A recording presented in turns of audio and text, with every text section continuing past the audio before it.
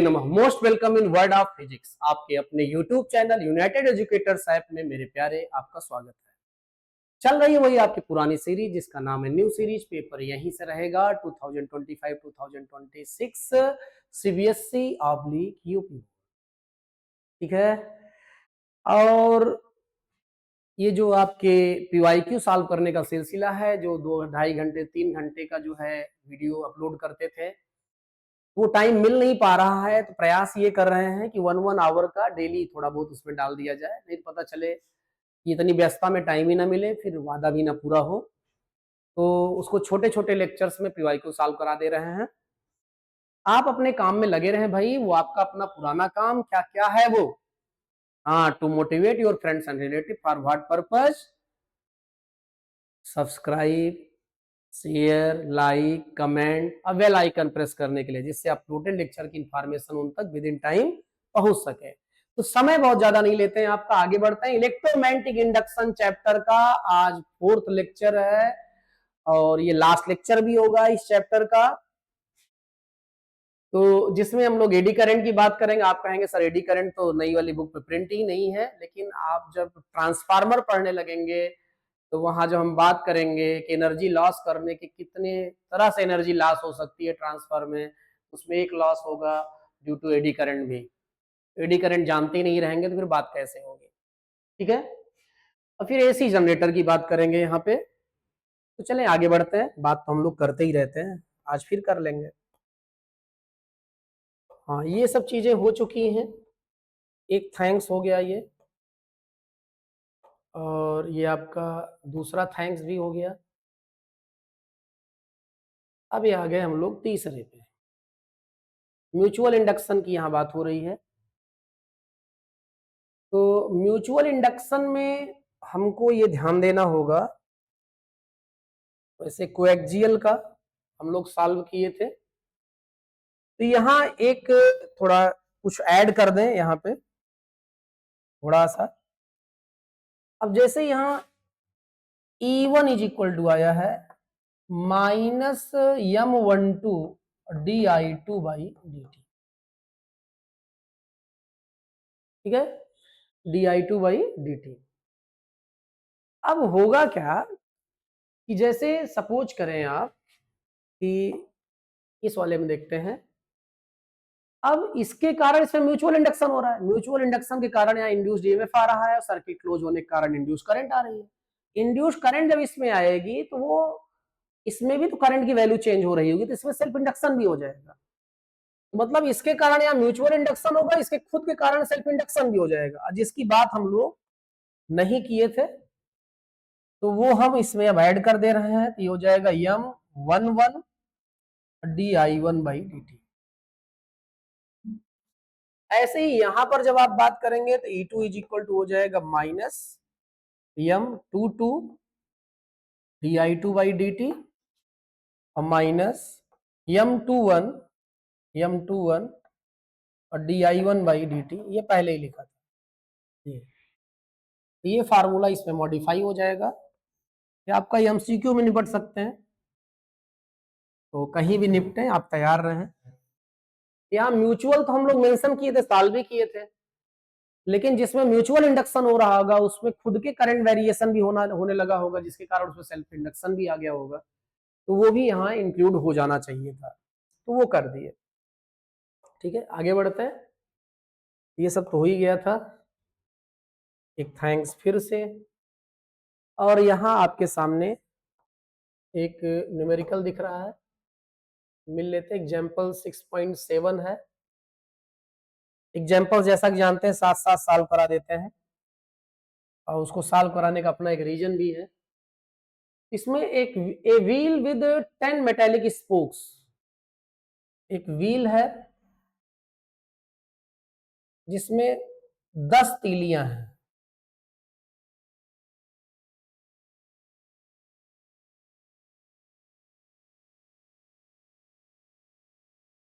दस तीलियां, 10 spokes, each of 0.5 metre long.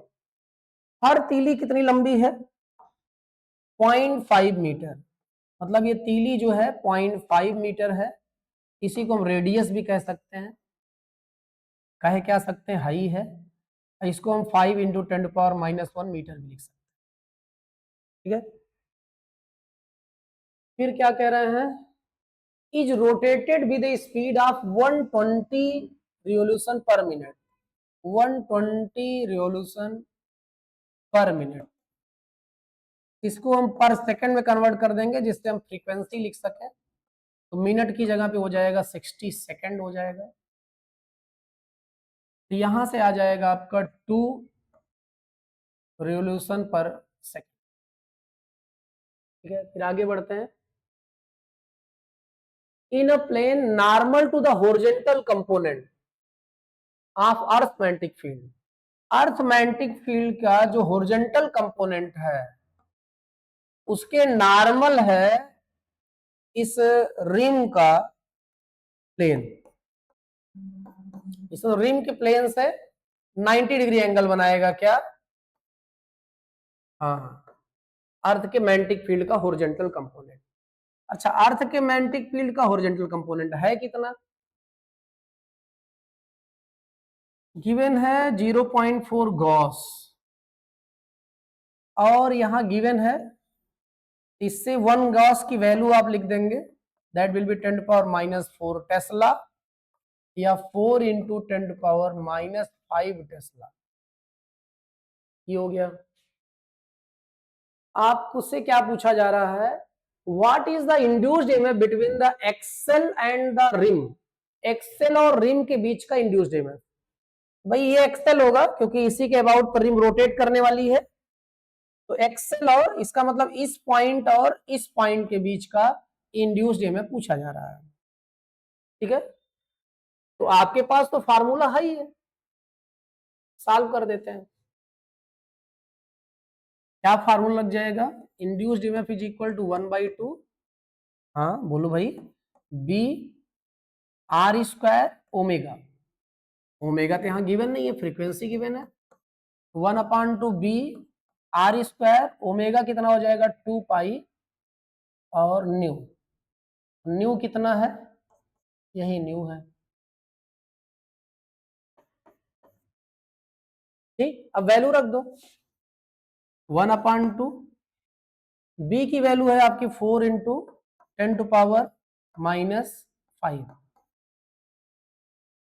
Are की वैल्यू 5 इंटू 10⁻⁻1 स्क्वायर, 2 पाई, पाई कितना है 22/7, न्यू कितना है 2, ठीक है। सॉल्व कर दो, अब इस 2 से ये 2 हो गया कैंसिल, क्या हो गया, कैंसिल हो गया 2 से 2। अब जो है आपका induced EMF is equal to हो गया आपका,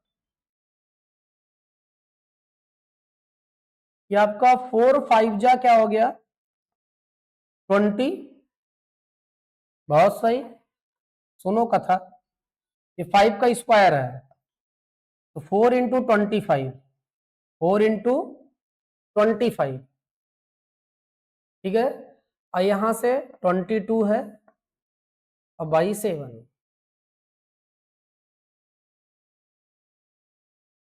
4 इंटू क्या हुआ 5 के स्क्वायर हुआ 25 हुआ 22, और 2 भी है यहाँ पे, और बाई 7, यहां से क्या हो गया आपका 10⁻⁻5, और 10⁻⁻1 का स्क्वायर होगा तो 10⁻⁻2 हो जाएगा। अब ये हो जाएगा आपका, इसको सॉल्व कर दें तो कहाँ गए भाई साहब, आ जाइए यार, और ये हो जाएगा आपका 25 4 जा 100 हो जाएगा, ये 44 हो जाएगा, तो 4400 आ जाएगा, डिवाइडेड बाई 7, ये आया आपका 628.57 इंटू 10⁻⁻7। अब इसको लिख सकते हैं आप 6.2857 इंटू 10⁻⁻5, इतना वोल्ट, ठीक है।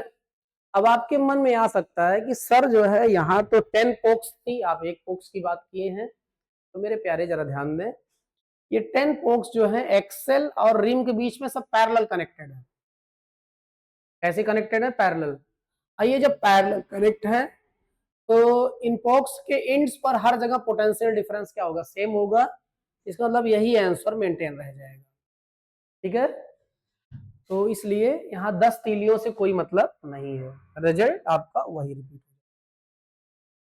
अब आगे बढ़ते हैं। यहां पर आपका फिर से एक, इसको एज ए डेरिवेशन ही ले लेंगे आप। Two concentric circular coils, one of small radius r1 and other of large radius r2, such that r1 is less than r2। ये इस कंडीशन का अपना एक मतलब है, बात कर रहे हैं। Are placed coaxially with centres coinciding, obtain the mutual inductance of the arrangement. ठीक है, तो आप जरा ध्यान दें, जैसे एक ये आपका बड़ा करंट कैरिंग सर्कुलर लूप है और एक छोटा है जो इसके सेंटर पे है।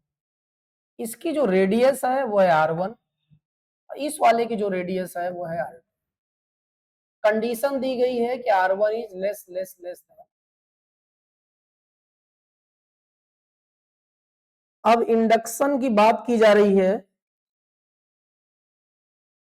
इसकी बात की जा रही है इंडक्शन की। तो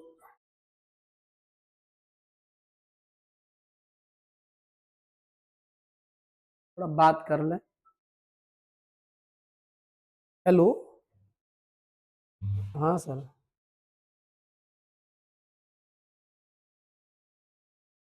हाँ सर, लेकिन अभी थोड़ा रिकॉर्डिंग कर रहे थे।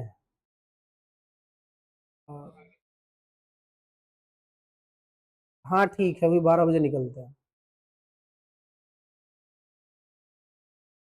ठीक सर, ठीक। ठीक सर।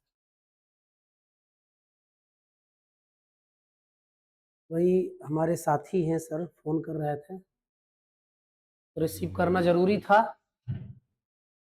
हाँ प्यारे ध्यान दें, टू कोसेंट्रिक सर्कुलर कॉइल्स हैं, और इसमें हमने क्या किया है आप देखें, स्पेस बना दिए हैं और यहाँ पर हम एक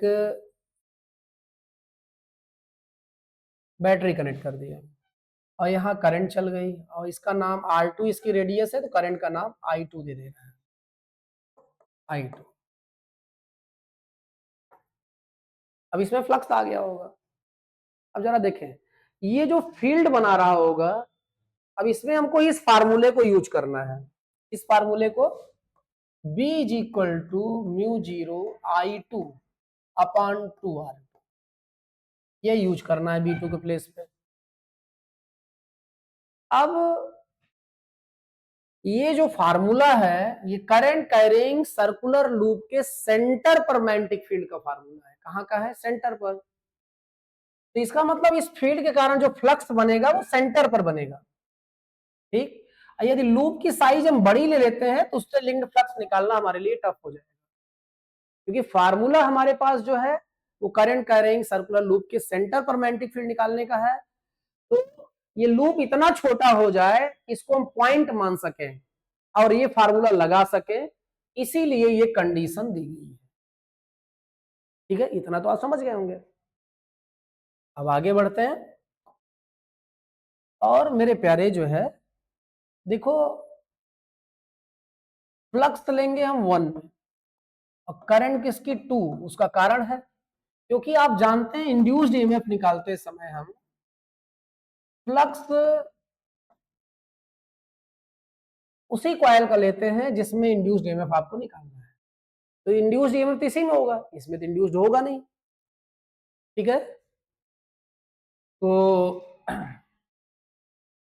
यहां पर जो है इसीलिए N1 ∅1 लिया गया, तो N1 ∅1 is equal to M12 I2, mutual inductance of 1 with respect to 2। अब ये जो ∅1 है, N1 की वैल्यू तो 1 हो जाएगी, ये जो ∅1 है इसको लिखा जाना चाहिए B1 A1 और cos 0। क्यों? क्योंकि जो मैग्नेटिक फील्ड बनेगी वैसे बनेगी और इन दोनों लूप पर जो नॉर्मल होगा, एरिया वेक्टर जो होगा, दोनों की डायरेक्शन सेम जाएगी तो 0 लिख दो यहाँ। अब लिखा जाना चाहिए B1 A1, लिखा जाना चाहिए क्या, B1 A1 cos 0। लेकिन B1 लिखने का मतलब है कि आपका फार्मूला यूज होगा म्यू 0 I1 अपान 2R1, लेकिन I1 तो है ही नहीं है। इसका तो 1 में जो फ्लक्स है उस फ्लक्स का कारण 1 नहीं है, 2 है। क्या है, 2 है। तो B1 की जगह पे यहां पे हम लिखेंगे क्या, B1 ना लिख के क्या लिखेंगे, B2 लिखेंगे। ठीक है, अब हमको यहाँ A1 लिखना था, A1 तब लिखेंगे जब A1 फ्लक्स से भरा हो, फिलअप होगा फ्लक्स है। तो आप जरा देखो, A1 फ्लक्स से फिलअप भी होगा तो A1 हम लिख भी सकते हैं। तो B2 के प्लेस पे आपका आ जाएगा म्यू 0 I2 अपान 2R2, और A1 के प्लेस पे हो जाएगा आपका पाई R1 स्क्वायर, cos 0 की वैल्यू हो जाएगी 1। ये वैल्यू हम यहां ले जाके सब्स्टिट्यूट कर दें, तो N1 के प्लेस पे 1 हो गया, I1 के प्लेस पे हो गया आपका म्यू 0 I2 अपान 2R2 पाई R1 स्क्वायर M12 I2, और I2 से I2 हो गया कैंसिल, आ गया आपका mu 0 pi R1 square upon 2R2 is equal to M12, यही बराबर हो जाएगा M21 के भी, क्योंकि हम पीछे प्रूव कर चुके हैं कि M12 और M21 बराबर। ठीक है, तो इसमें इस कंडीशन का क्या मतलब है ये ध्यान रखना जरूरी है। फार्मूला तो आपका आ ही गया। ठीक है, आगे बढ़ते हैं। Obtain the expression for the, ये जो एग्जांपल है आपका, इससे रिलेटेड डेरिवेशन पीछे थ्योरी में हो चुका है। आगे बढ़ते हैं, ये आपका एसी जनरेटर से रिलेटेड है, इसकी भी बात छोड़ो, ये अभी ग्राफ बाद बात करेंगे हम लोग। अब आते हैं पहले एसी जनरेटर है क्या, काम कैसे करता है, ये सब देखते हैं। पहले जनरेटर है क्या ये बात करते हैं। तो मेरे प्यारे जो है, ये जनरेटर क्या करता है, डायनामो क्या करता है, ये मैकेनिकल एनर्जी को इलेक्ट्रिकल में कन्वर्ट करता है। मैकेनिकल को किस में, इलेक्ट्रिकल। मोटर क्या करती है, मोटर इलेक्ट्रिकल को मैकेनिकल में कन्वर्ट करती है। मोटर इलेक्ट्रिकल को मैकेनिकल में, और जनरेटर मैकेनिकल को इलेक्ट्रिकल में कन्वर्ट करता है। और इन दोनों के कंस्ट्रक्शन में बेसिक डिफरेंस नहीं है, मतलब बेसिक दोनों एक ही है। आपको हम एक अभी एग्जांपल देके समझा देते हैं कि हाँ ऐसा है। आप देखो, जब आप छोटे थे तो जब आपको खिलौना वगैरह पापा वगैरह खरीद के लाते थे, बैटरी वैटरी वाला रिमोट मोड से, तो पहले तो चला के दिखाते थे रिमोट से, ये देखो वो ऑपरेट हो रहा है, इधर उधर जा रहा है, ये भर का। अब आप देखते भी थे, आपको अच्छा लगता था, और जैसे ही पापा आपको रिमोट देते थे आप भी थोड़ी देर चलाते उलाते थे, लेकिन जैसे ही घर वाले निकलते थे आप पोस्टमार्टम करते थे, ऐसा क्या है कि यहाँ से चला रहे हैं विदाउट कॉन्टैक्ट वो चीज मूव कर रही है। फिर यहाँ से नहीं समझ में आता था, रिमोट तोड़ के फिर गाड़ी खोलते थे आप, ये सब। तो ये क्यूरियस होना आपका था, कि मतलब आप ये जानना चाहते थे कि चल कैसे रही। अब आपको वही काम आज कर देना है जो आप बंद कर चुके हैं। तो कहीं कबाड़ में आपके घर में जो है बच्चों को खिलौना पड़ा होगा, क्योंकि बैटरी बराबर भरा नहीं पाते हैं आप लोग, फिर बच्चे तोड़ भी डालते हैं, तो फेंका होगा। उस कबाड़ से आप उस खिलौने को निकालेंगे जो पहले बैटरी से ऑपरेट होता था। उसको जब खोलेंगे तो अंदर मोटर निकलेगी, एक छोटी सी होगी मोटर, मोटर निकाल लेंगे। उस मोटर से दो तार निकला होगा, वो डीसी मोटर होगी। क्यों डीसी मोटर होगी वो, क्योंकि हाँ वो डीसी मोटर इसलिए होगी क्योंकि वो डीसी से चल रही थी। डीसी से मतलब बैटरी या सेल से चल रही। सेल या बैटरी क्या है, डीसी करंट का सोर्स है। ठीक है, तो उससे चल रही थी, डीसी मोटर है वो। अब उसमें जो दोनों तार निकले हैं, वो दोनों तार आप लीजिए और कोई सेल लीजिए। क्या लीजिए, कोई सेल, और सेल के प्लस से एक तार और माइनस से दूसरा तार टच करा दें, आप देखेंगे मोटर रोटेट करने लगेगी। इसका मतलब अभी कौन सी एनर्जी किसमें, हाँ इलेक्ट्रिकल एनर्जी किसमें कन्वर्ट हो रही है, मैकेनिकल एनर्जी में कन्वर्ट हो रही है। किसमें कन्वर्ट हो रही है, मैकेनिकल एनर्जी कन्वर्ट हो रही है, ये मोटर की तरह काम कर रही है। अब आप उस सेल को हटा दो, अब वो जो दोनों तार हैं उसके बीच में बल्ब लगा दो। बल्ब कहीं ये तो नहीं सोच रहे हैं कि 100 वाट वाला बल्ब लगा देंगे जो 12-13 रुपए में आता है, अरे नहीं बेटा, नन्ही सी जान है, 100 वाट के बल्ब कहाँ जला पाएगी वो जितनी छोटी मोटर है उसी के अकॉर्डिंग उसको काम दो ना। अब पता चले हम अपने जो है, जो भी क्लास 4 में बच्चा पढ़ रहा है, उससे हम कह देंगे 50 किलो गठरी ले चलो मेरे साथ, ठीक नहीं है ना। तो मेरे प्यारे, आप जो झालर वगैरह में बल्ब यूज करते हैं, कहाँ यूज करते हैं, झालर वगैरह में जो बल्ब यूज करते हैं, उस बल्ब में भी 2 तार निकले होते हैं।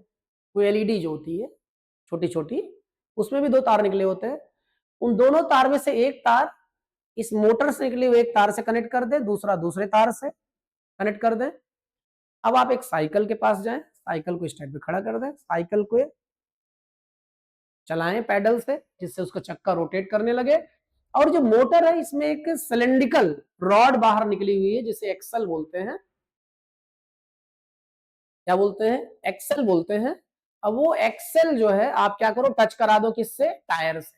और टायर से टच होगा तो एक्सल रोटेट करने लगेगा, और रोटेट करने लगेगा तो आप देखेंगे बल्ब जल जाएगा।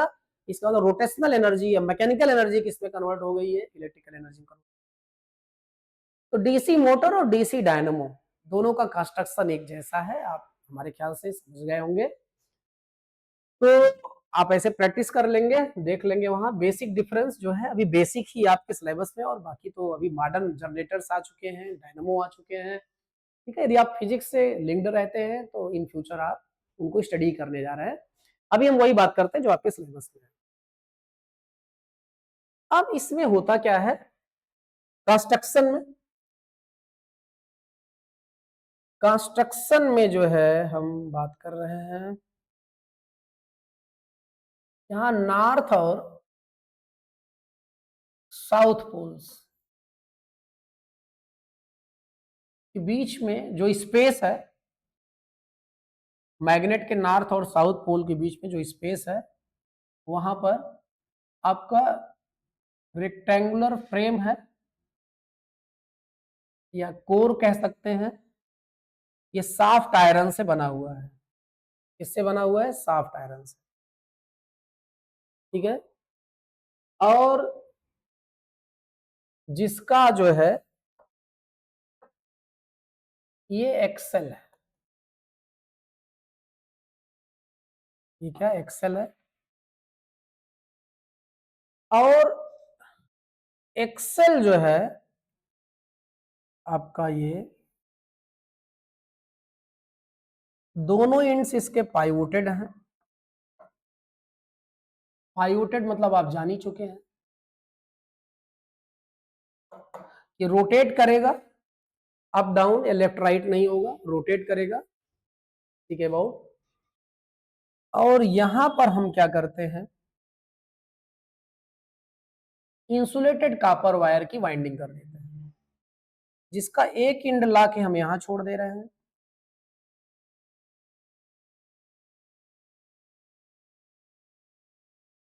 एक एंड हम थोड़ा नीचे ले जा रहे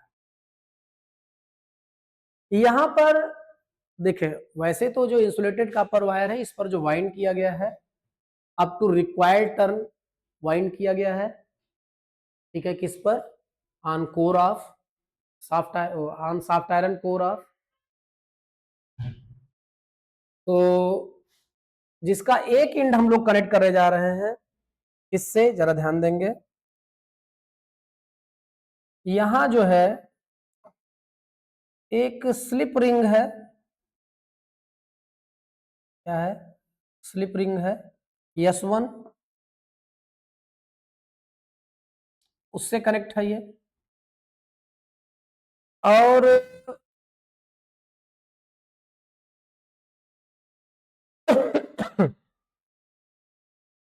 दूसरा जो एंड है,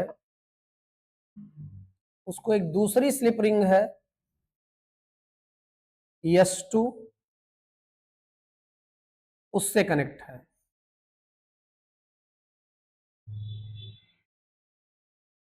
एक वायर किससे कनेक्ट है? स्लिप रिंग S1 से, ग्रीन से जो दिखाया गया है, और ये वाला किससे? S2 से कनेक्ट है। और यहाँ कार्बन ब्रशेस होते हैं। क्या होते हैं? Carbon brushes. तो यहां भी कार्बन ब्रश है, ये भी कार्बन ब्रश है। इसका नाम दे दे रहे हैं B1, इसका नाम दे दे रहे हैं B2, और इन दोनों के बीच में वो लोड रेजिस्टेंस लगा हुआ है, मतलब वो अप्लायंस कनेक्ट है जिसको आप ऑपरेट करना चाहते हैं इस जनरेटर से या इस डायनो से। ठीक है, अब जरा ध्यान दें आप, समझदार तो आप सदियों से हैं, तो आपकी समझदारी में किसे शक हो सकता है। ये मान लो W है, ये X है, ये Y है, और ये क्या है, Z है। WXYZ, और ये ऐसे रोटेट कर रहा है, ऐसे रोटेट कर रहा है। तो आगे चल के आपका, अब देखें आप, मैग्नेट तो रोटेट नहीं कर रहा है, मैग्नेट नहीं रोटेट कर रहा है, लेकिन जो मॉडर्न जनरेटर है उसमें मैग्नेट ही रोटेट करा देते हैं, कार्बन ब्रश उसके झंझट से बचने के लिए। तो ये नहीं रोटेट कर रहा है। फिर यहाँ पर जो आपका रेक्टेंगुलर फ्रेम है सॉफ्ट आयरन का, वो तो रोटेट ही कर रहा है। और इसका जो एक्सेल है, ये एक्सेल है, ठीक है। अब क्या होगा, और एक्सेल के इंड्स जो है हमने बात करी दी है आपसे, पाइवोटेड है, और यहां भी एक्सेल के इंड्स क्या है, पाइवोटेड है। अब इस पर वाइंडिंग की गई है, तो वाइंडिंग की गई है यहाँ पर इंसुलेटेड कॉपर वायर की। अब टू रिक्वायरमेंट यहाँ हम सिंगल टर्न ही दिखा रहे हैं जिससे हम करंट की डायरेक्शन वगैरह रिप्रेजेंट कर सके। तो अब जरा देखें, जब ये रोटेट किया होगा, तो रोटेट जब किया होगा तो जरा ध्यान दें, जो फेस इस साइड रहा होगा वो फेस इस साइड चला गया होगा। इसका मतलब ये है कि जेड इधर आ गया होगा, और डब्ल्यू इधर आ गया होगा, और वाई इधर आ गया होगा, और यक्स इधर आ गया होगा, और ऐसे रोटेशन हो रहा है। ठीक है, अब हम ये जो स्लिप रिंग है, स्लिप रिंग भी रोटेट ही कर रही होगी, और ये वाला वायर इस वाले स्लिप रिंग से कनेक्ट है जिसे हम S1 बोले थे, शायद शायद क्या बोले ही थे। और दूसरी वाली जो स्लिप रिंग है जिसे हम S2 बोले थे, क्या बोले थे ये, अच्छा हाँ, एक काम गड़बड़ कर चुके हैं हम लोग, अभी हो सकता है सही हो जाए। हाँ देखे, ये जो ग्रीन वाला था अटैच किससे था, W से था। ग्रीन वाला किससे अटैच था, W से। तो क्योंकि घूमने के कारण W इधर चला गया है तो ये इधर आ गया होगा, ये S1 है। ठीक है, और ये थोड़ा गोल्डन कलर का है, ये गोल्डन कलर वाला S2 से अटैच था, और ये यक्स से था, तो यक्स इधर आ गया है, ये यक्स से, अच्छा यहाँ कलर बदल दें, यक्स से, ये गोल्डन कलर वाला जाके किससे कनेक्ट है, ये S2 से। ये जो कार्बन ब्रश है ये रोटेट तो कर नहीं रहा है, ये स्लाइड कर रहा है स्लिप रिंग पर। जब ये स्लाइड कर रहा है, जब ये स्लाइड कर रहा है, ये अपनी ही जगह पे होगा, ये B1 है और ये क्या है, B2 है, और यहां इनके बीच में क्या लगा हुआ है, लोड रेजिस्टेंस रखा हुआ है RL। ठीक है, फिर से ध्यान देंगे, ये फर्स्ट हाफ का मामला है, फर्स्ट हाफ का,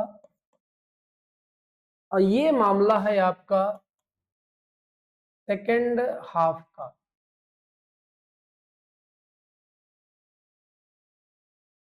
फर्स्ट हाफ का मामला है, ये वाला मामला किसका है, सेकंड हाफ का मामला है। तो देखो मैग्नेट अपने प्लेस पे है, मैग्नेट नहीं घूमा है, ब्रश स्लाइड कर रहा है स्लिप रिंग्स पर, ब्रश और ये लोड रेजिस्टेंस नहीं घूमा है, लेकिन ये आपका जो आर्मेचर है वो रोटेट कर गया है। तो रोटेट कर गया है तो ये वाला फेस इधर आ गया, ये वाला फेस इधर चला गया है, तो वाई और एक्स इधर लिखा गया, जो वाई एक्स इधर था, और जेड डब्ल्यू उस तरफ लिखा गया है। ठीक है, तो इसका मतलब ये जो ग्रीन वाला वायर था इधर से घूम के उधर चला गया है, देखो दिखाया गया है, और जो गोल्डन कलर वाला वायर था वो इधर से घूम के इस साइड से घूम के इधर आ गया है, ये दिखाया गया है। ठीक है, अब ये रूल कौन सा काम कर रहा है, यहाँ इंड्यूस करंट जनरेट हो रही है, कौन सी करंट जनरेट हो रही है, इंड्यूस करंट। इंड्यूस करंट के लिए हम लोग फ्लेमिंग्स कौन सा रूल लगाते हैं, हाँ बहुत सही, Fleming's right hand rule, Fleming's right hand rule. अब जरा देखें करंट की डायरेक्शन हम लोग निकालते हैं,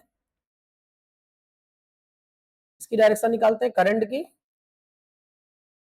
अब जरा देखें मैग्नेटिक फील्ड की डायरेक्शन ये है नॉर्थ से साउथ, मैग्नेटिक फील्ड डायरेक्शन ये है, ये ऐसे रोटेट कर रहा है, ऐसे रोटेट कर रहा है, तो इस वाले इंड पर फोर्स किधर लग रहा होगा, अंदर लग रहा होगा, इस वाले पे फोर्स कहां लग रहा होगा, बाहर लग रहा होगा।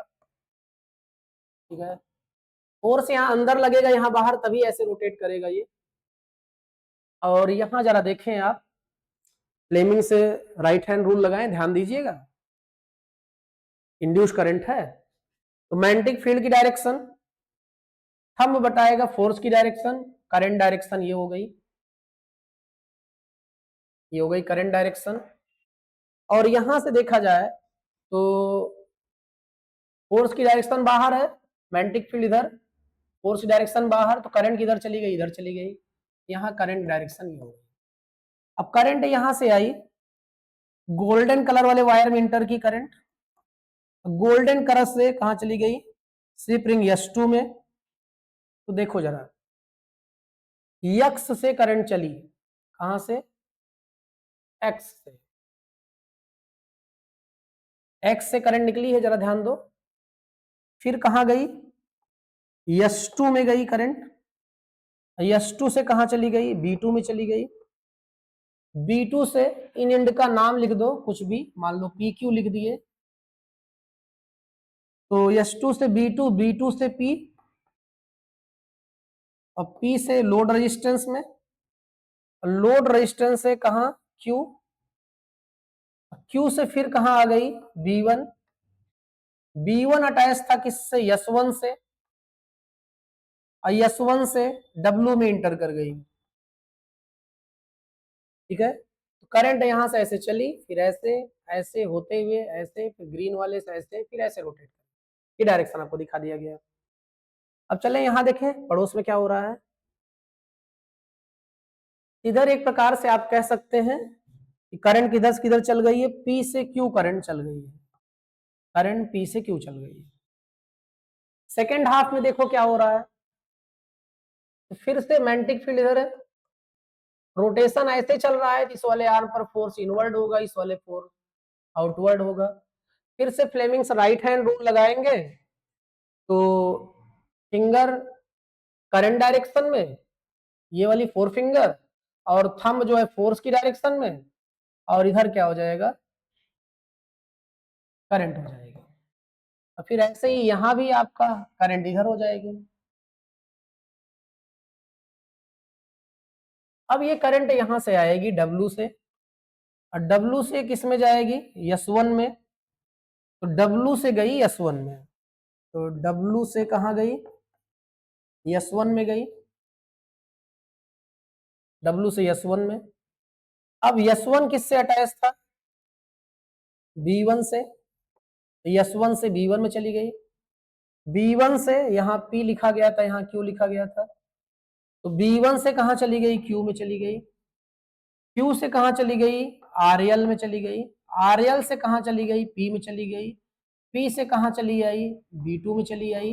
आप देख ही रहे हैं, अब B2 किससे है, S2 पे स्लाइड कर रहा है, तो S2 में चली आई, और S2 किससे है अटैच आपका, X से, तो X में चली आई।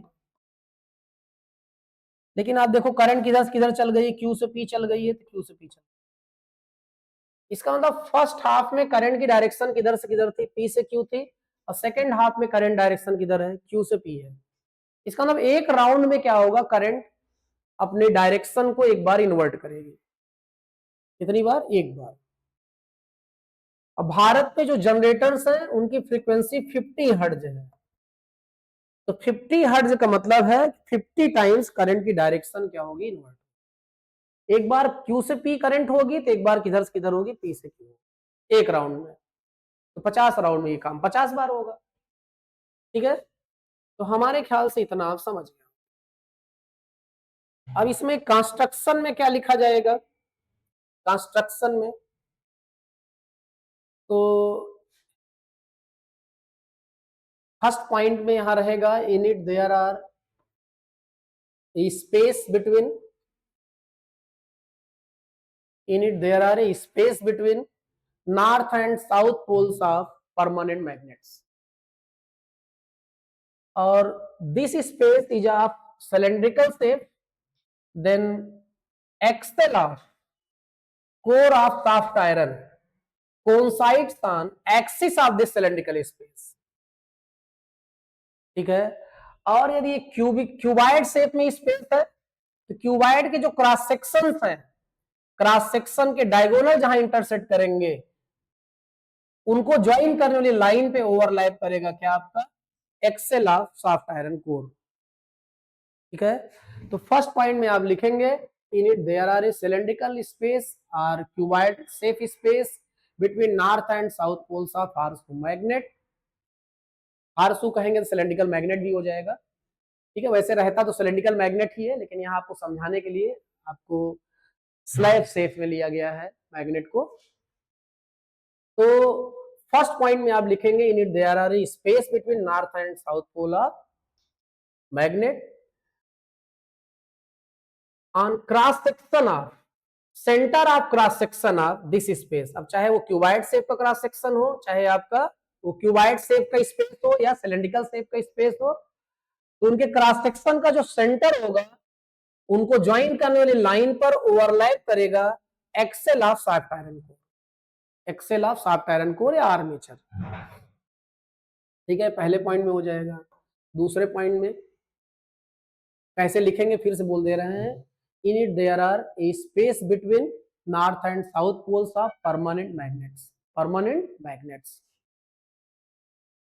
And axle of soft iron core coincides on line joining centers of cross section of space between north and south poles of magnet। ठीक है, ये हो गया एक्सेल की बात हो गई। और ends of this axle are pivoted and now we wind insulated copper wire over this rectangular frame of soft iron core up to a required term, of which one end connected with slip ring S1 and other end connected with slip ring S2, whereas carbon brush B1 slides over S1 and carbon brush B2 slides over S2। ठीक है, ये दूसरे point में आ गया। तीसरे point में जब आप आएंगे तो आप बोलेंगे, now we connect load resistance between these two carbon brushes in series as shown in diagram. ठीक है, इतनी बातें आप लिख दिए। ठीक है, अब आप आ जाएंगे वर्किंग में। वर्किंग में आप जानते हैं कि ये जब घूमेगा, जब ये रोटेट करेगा तो इससे लिंक्ड फ्लक्स बदलेगा। अब फ्लक्स बदलेगा तो इलेक्ट्रोमैग्नेटिक इंडक्शन के कारण जो है, ठीक है, यहाँ इंड्यूस्ड ईएमएफ सेटअप होगा, सर्किट क्लोज है तो इंड्यूस्ड करंट मिलेगी। ठीक है, इसका मतलब यहाँ फ्लेमिंग्स राइट हैंड रूल लगेगा, इंड्यूस्ड करंट की बात हो रही है।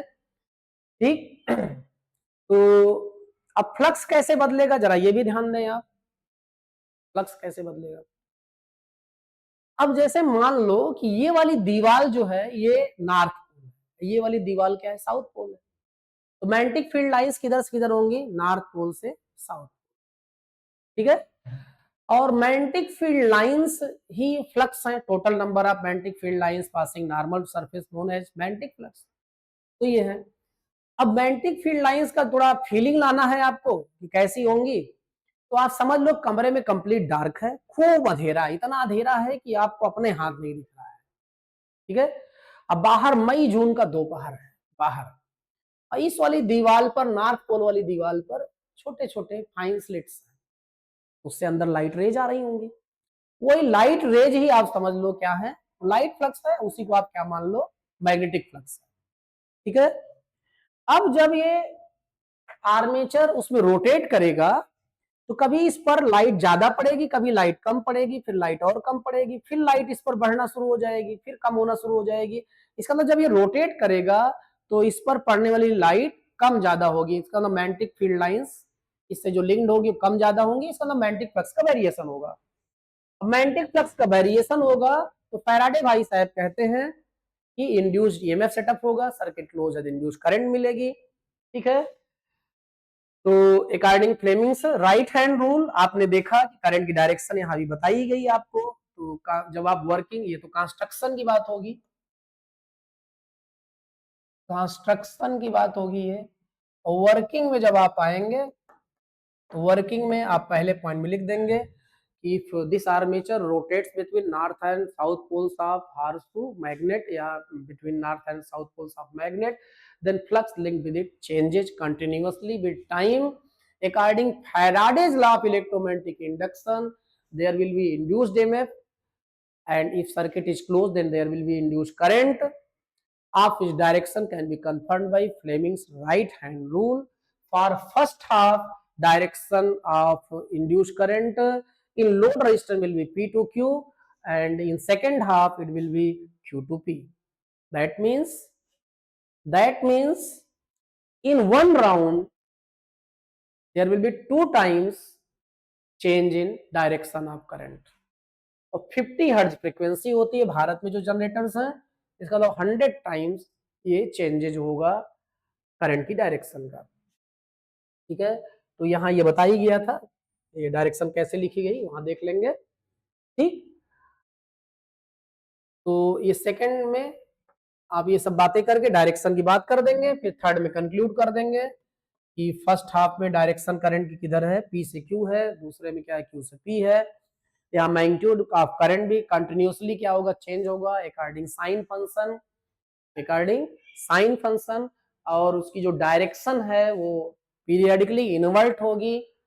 ठीक है। ये सब अल्टरनेटिंग करंट की डिफिनेशन को फॉलो कर रहा है, तो अल्टरनेटिंग करंट या अल्टरनेटिंग वोल्टेज आपका क्या हो गया, जनरेट हो गया। ठीक। तो समझ गए होंगे, आगे बढ़ते हैं। अब जैसे प्रिंसिपल जब आपसे कहा जाए, क्या कहा जाए, प्रिंसिपल। तो प्रिंसिपल में मेरे प्यारे जो है आप केवल लिखेंगे it works on the basis of electromagnetic. इसका काम केवल इलेक्ट्रोमैग्नेटिक इंडक्शन आप लिख देंगे, 1 मार्क्स मिल जाएगा। प्रिंसिपल में बहुत ज्यादा लिखना उखना नहीं होता है सीबीएसई बोर्ड में। ठीक है। और इसका काम क्या है, to convert mechanical energy into electrical energy. Mechanical energy को किसमें कन्वर्ट करेगा, ये इलेक्ट्रिकल एनर्जी में कन्वर्ट करेगा। ठीक है। अब आप जानते हैं, आप वैसे जानते बहुत कुछ हैं। According Faraday's law of electromagnetic induction is equal to -n d∅v by dt। तो यहां से आपका ये हो जाएगा -n, ∅v की जगह पे आप लिख सकते हैं हाँ b_a cos theta, b_a cos theta. अब आप देखेंगे कि जब ये रोटेट करेगा तो इसके साथ जो है, इसके साथ एरिया वेक्टर भी रोटेट करेगा। जब आर्मेचर रोटेट करेगा तो एरिया वेक्टर भी क्या करेगा, रोटेट करेगा। लेकिन मैग्नेटिक फील्ड थोड़े ना रोटेट करेगी, तो मैग्नेटिक फील्ड जब नहीं रोटेट करेगी, एरिया वेक्टर ही रोटेट करेगा। तो कभी एंगल, एरिया वेक्टर रोटेट करने का मतलब है ऐसे रोटेट करेगा area vector, area vector rotate करने का मतलब है कि मैग्नेटिक फील्ड के बीच का एंगल एरिया वेक्टर का लगातार क्या होगा, चेंज होगा। ठीक है। क्योंकि यहाँ थीटा वेरी कर रहा है, तो थीटा वेरी कर रहा है तो उसको हम एज ए कांस्टेंट ट्रीट नहीं कर सकते हैं। जिसको एज ए कांस्टेंट ट्रीट कर सकते हैं उन्हें हम बाहर कर लेंगे और थीटा रह जाएगा अंदर। यहाँ टी है तो डिफरेंशिएशन तभी हो पाएगा जब यहाँ भी टी रहे, तो minus N B A d by d t, theta हटाना है और टी लाना है, तो हम जानते हैं ओमेगा इज इक्वल टू होता है थीटा बाई टी, तो यहाँ से थीटा इज इक्वल टू हो जाएगा ओमेगा टी, ओमेगा क्या एंगुलर वेलोसिटी है, ये हो जाएगा आपका कॉस ओमेगा टी। ठीक है, अब मेरे प्यारे यहाँ पर आपका हो जाएगा induced EMF is equal to minus N B A. ठीक है, आपको ये फार्मूला यूज करना है d by d x of cos x is equal to minus sine x, ये फार्मूला यूज करना है। लेकिन इस फार्मूले में आप देख रहे हैं, क्या देख रहे हैं कि यहां यदि यक्स है, यहां भी यक्स है, तब ये आया है, लेकिन यहां ओमेगा टी लिखा है और यहां टी लिखा है, यहां ओमेगा टी है, यहां भी ओमेगा टी होता तो फार्मूला लग जाता, क्योंकि यहाँ यक्स था, यहाँ यक्स था, तभी ये फार्मूला लगा है, तो यहां भी ओमेगा टी लिख दो आप, तो हम लिख दिए डी ओमेगा टी, और ये कास ओमेगा टी। अब आप कहोगे सर ऐसे कैसे कर सकते हैं, हम कुछ भी कर सकते हैं, लिख दिए। अब यहाँ भी ओमेगा टी हो गया, यहाँ भी ओमेगा टी हो गया, फार्मूला अलग से आएगा। लेकिन यहाँ ओमेगा एक्स्ट्रा लिख रहे हैं तो हमको मैथ से नाराजगी नहीं लेनी है, तो डिनोमिनेटर मल्टीप्लाई किया तो न्यूमरेटर में भी मल्टीप्लाई कर दो। अब यहाँ आपका E इज इक्वल टू हो जाएगा minus N B A omega, अब ये फार्मूला लग जाएगा तो माइनस साइन ओमेगा टी, अब माइनस माइनस हो जाएगा plus, E is equal to आ गया आपका N B A omega sine omega t, sine omega t. ठीक है, अब यहां आगे आएंगे तो हम E इज इक्वल टू लिख देंगे E zero sine omega t. ठीक है, where E zero is equal to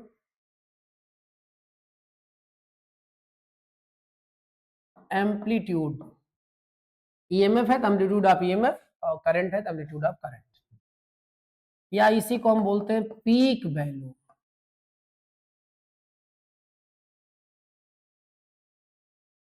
या पीक को हम लोग मैक्स भी बोलते हैं, मैक्सिमम वैल्यू। ये बराबर किसके है आपके एन बी ए ओमेगा, क्योंकि उसी प्लेस पे लिखा गया। अब आप फाइनल फार्मूला लिखना चाहें तो आप लिख देंगे V is equal to V zero sine omega T,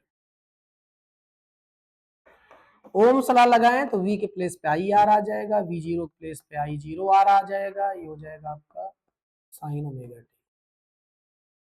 और यहाँ R से R हो जाएगा कैंसिल, ये ऐसा क्यों लिखा गया कि V बराबर आई आर होता है, and V zero is equal to क्या होगा I zero, I is equal to हो गया यहां से I zero sine omega t. I sine की वैल्यू जानते हैं आप, पीरियडिकली चेंज होगी क्योंकि इसके साथ टाइम लगा हुआ है, और साइन आपका कंटिन्यूअसली वेरी करेगा। ठीक है, और वैल्यू भी इन्वर्ट होती रहेगी -1 +1 के बीच में, इसका मतलब अल्टरनेटिंग करंट है ये। ठीक, ये आपका रिजल्ट आ गया। यहाँ पे पीछे कुछ ग्राफ एक ग्राफ दिया गया था, इस ग्राफ को समझ लेते हैं, ये ग्राफ ऐसा क्यों है।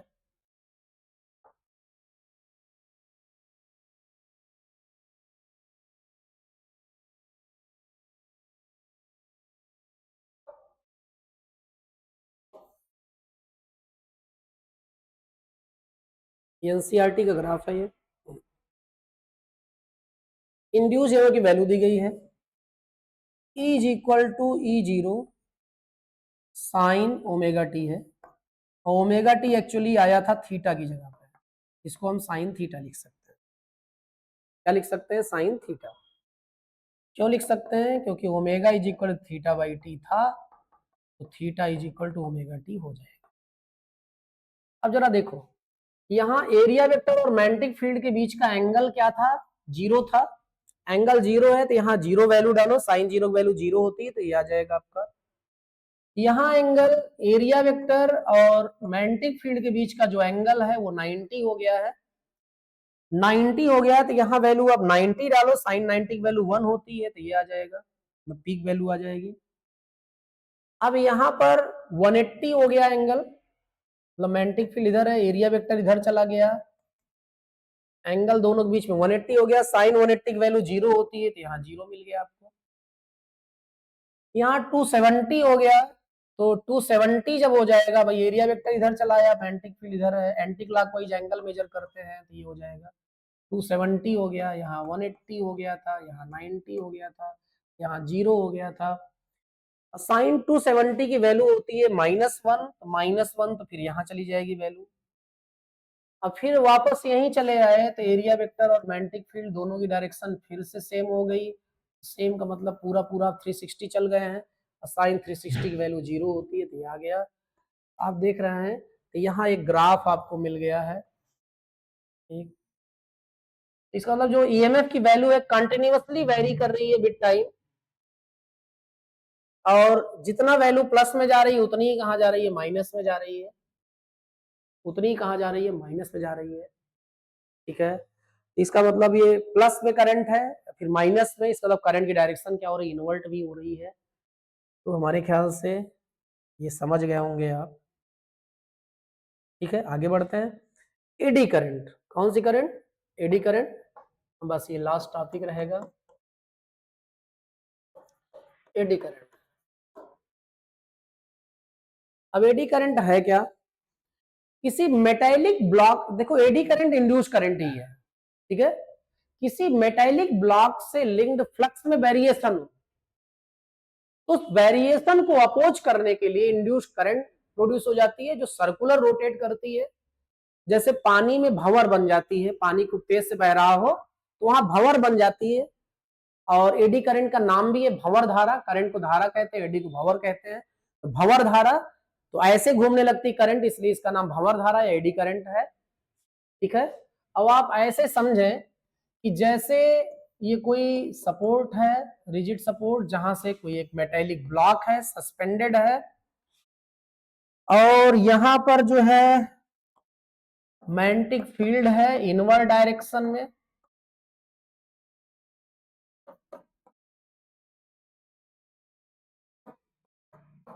ठीक है, तो अभी ये मेटेलिक ब्लॉक क्या कर रहा है, इंटर कर रहा है, वी वेलोसिटी से मान लो, जब इंटर करेगा तो इससे लिंक्ड मैग्नेटिक फ्लक्स बढ़ने लगेगा, मैग्नेटिक फ्लक्स बढ़ने लगा तो इंड्यूस करंट आ जाएगी, इंड्यूस करंट मैग्नेटिक फ्लक्स के बढ़ने का अपोज करेगी, मैग्नेटिक फ्लक्स के बढ़ने का अपोज करने के लिए जो पहले से मैग्नेटिक फील्ड की डायरेक्शन है उसका साथ देगी, विरोध करेगी, विरोध करेगी, इसका मतलब करंट ऐसे चल जाएगी, और इसी करंट को हम क्या बोलेंगे, एडी करंट बोलेंगे, और ये इंड्यूस करंट ही है, आप देख ही रहे हैं।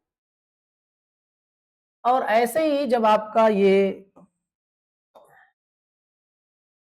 जब यहां से बाहर जाने लगेगा, बाहर जब जाने लगेगा, ठीक है, तो बाहर जाते समय क्या होगा, इससे लिंक्ड मैग्नेटिक फ्लक्स कम हो रहा होगा, मैग्नेटिक फ्लक्स इससे लिंक्ड जब कम हो रहा होगा, ये जब बाहर जाने लगेगा तो मैग्नेटिक फ्लक्स कम होगा, मैग्नेटिक फ्लक्स कम होगा तो इंड्यूस करंट आएगी, इंड्यूस करंट मैग्नेटिक फ्लक्स को कम नहीं होने देगी, बढ़ाएगी, बढ़ाने के लिए वो जो पहले से मैग्नेटिक फील्ड है उसका सपोर्ट करेगी, इसका मतलब मैग्नेटिक फील्ड वो अंदर बनाएगी, अंदर मतलब खुद ऐसे चलेगी, तो अब करंट ऐसे चलेगी।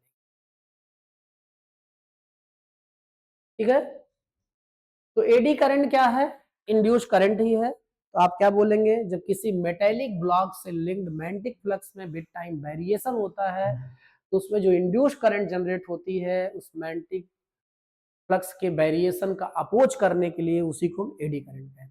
क्या कहते हैं, एडी करंट कहते हैं। अब ये एडी करंट करता क्या है, इसके बहुत सारे यूजेज हैं एडी करंट के, ड्रॉबैक्स भी हैं एडी करंट के। अब एडी करंट का पहला काम क्या होगा, जैसे अब करंट ऐसे चल रही है, ऐसे इलेक्ट्रॉन ऐसे दौड़ रहा होगा, इलेक्ट्रॉन मेटेलिक ब्लॉक के अंदर दौड़ रहा है, तो वहां खाली रास्ता तो है नहीं, 4 लेन 6 लेन है, भगाओ जैसे भगना हो। इलेक्ट्रॉन जब दौड़ेगा तो लगातार कोलाइड करेगा एटम से, अंदर कोलाइड करेगा तो हीट जनरेट होगी, हीट जनरेट होगी, टेम्परेचर बढ़ेगा, टेम्परेचर बढ़ेगा तो कोई चीज मेल्ट कर सकती है। तो एडी करंट का यूज हम लोग करते हैं इंडक्शन फर्नेस में, इंडक्शन फर्नेस में, ठीक है। इंडक्शन फर्नेस में क्या करते हैं, कोई मेटेलिक ब्लॉक डाल देते हैं, फिर उससे लिंक्ड मैग्नेटिक फ्लक्स में बहुत तेजी से वेरिएशन कराते हैं, जिसके कारण इंड्यूस करंट जनरेट होती है और इलेक्ट्रॉन मूव करता है, इलेक्ट्रॉन मूव करता है तो बार बार कोलाइड करता है अंदर, कोलाइड करने से हीट जनरेट होती है, हीट जनरेट होने से टेम्परेचर बढ़ता है, टेम्परेचर बढ़ने से मेटेलिक ब्लॉक मेल्ट कर जाता है। इंडक्शन फर्नेस में यूज करते हैं एडी करंट का। अब देखिएगा कभी कभी ये पूछा जाता है कि इंडक्टर फर्नेस में हम आयरन मेल्ट कर सकते हैं, स्टील मेल्ट कर सकते हैं, क्या वहां हम जो है प्लास्टिक मेल्ट कर सकते हैं, रबर मेल्ट कर सकते हैं, तो आप बोलेंगे नो। वाई? प्लास्टिक और रबर जो है इंसुलेटर है, उसमें एडी करंट कहां प्रोड्यूस होगी, ठीक है। ये हो गया। दूसरा है इलेक्ट्रोमैग्नेटिक डैम्पिंग। अब ये क्या है, जैसे गैल्वेनोमीटर का पॉइंटर जो है दोनों तरफ भागता रहता है, जैसे करंट आएगी गैल्वेनोमीटर पॉइंटर हिलता रहता है, और जब तक रुकेगा नहीं तब तक आप कैसे रीड कर पाएंगे। अब वही गैल्वेनोमीटर आपका इन फ्यूचर एमीटर और वोल्टमीटर बदलता है, आप जानते ही कन्वर्जन पढ़ चुके हैं। तो प्यारे जब वो बदलता है एमीटर और वोल्ट मीटर में, तो रीडिंग पढ़नी है, रीडिंग तभी पढ़ पाएंगे जब पॉइंटर रुकेगा। पॉइंटर रुकेगा, कौन रोकेगा उसे? Eddy current. क्योंकि पॉइंटर जब हिलेगा तो पॉइंटर से लिंक्ड मैग्नेटिक फ्लक्स को चेंज होगा, और मैग्नेटिक फ्लक्स चेंज होगा तो इंड्यूस करंट आएगी, इंड्यूस करंट उस कारण का अपोज करेगी, हिलने के कारण आई, हिलने नहीं देगी। इसका मतलब ये जो वाइब्रेशन होगा निडल का, पॉइंटर का, उसे रोक देगी और हम रीडिंग पढ़ लेंगे। अब आप ये ध्यान देंगे इलेक्ट्रो, हाँ, जो बुलेट ट्रेन्स होती हैं उसमें ब्रेक लगाने के लिए हम लोग एडी करंट का यूज मैग्नेटिक ब्रेक्स में यूज करते हैं, इसमें यूज करते हैं, मैग्नेटिक ब्रेक्स में यूज करते हैं, ठीक है। तो इतना तो आप समझ ही गए होंगे। हाँ, ये जो आपका गैल्वेनोमीटर है ये आपका डीसी के लिए इस्तेमाल होता है, ध्यान देंगे, एसी के लिए नहीं।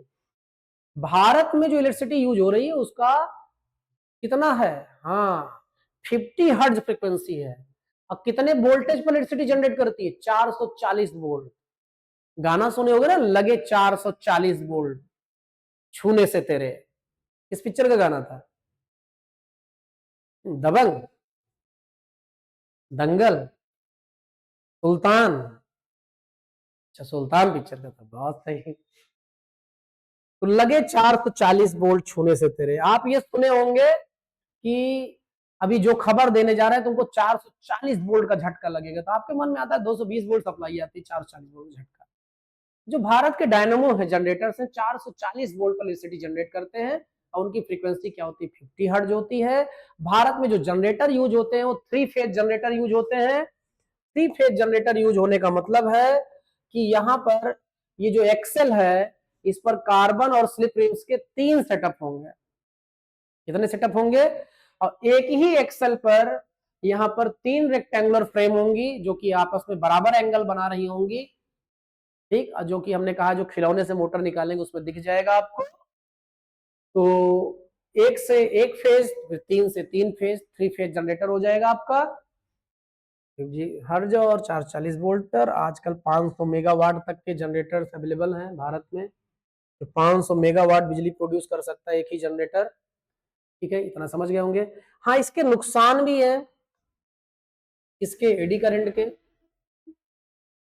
जैसे ट्रांसफार्मर में म्यूचुअल इंडक्शन के बेस पे वर्क करेगा, तो वहां आपका क्या होगा, एसी करंट होगी, एसी करंट होगी तो कभी वो बढ़ेगी कभी कम होगी, मतलब मैग्नेटाइज करेगी, डिमैग्नेटाइज करेगी, मैग्नेटाइज करेगी, डिमैग्नेटाइज करेगी। तो इंड्यूस करंट वहां जो है प्रोड्यूस होगी, इंड्यूस करंट वहां जब प्रोड्यूस होगी तो वो हीट जनरेट करेगी, हीट के कारण कुछ एनर्जी का लॉस होगा। तो इंड्यूस करंट के इफेक्ट को कम करने के लिए वहां पर हम लोग जो है ई सेफ का, ई सेफ का, ई सेफ का हम लोग यूज करेंगे,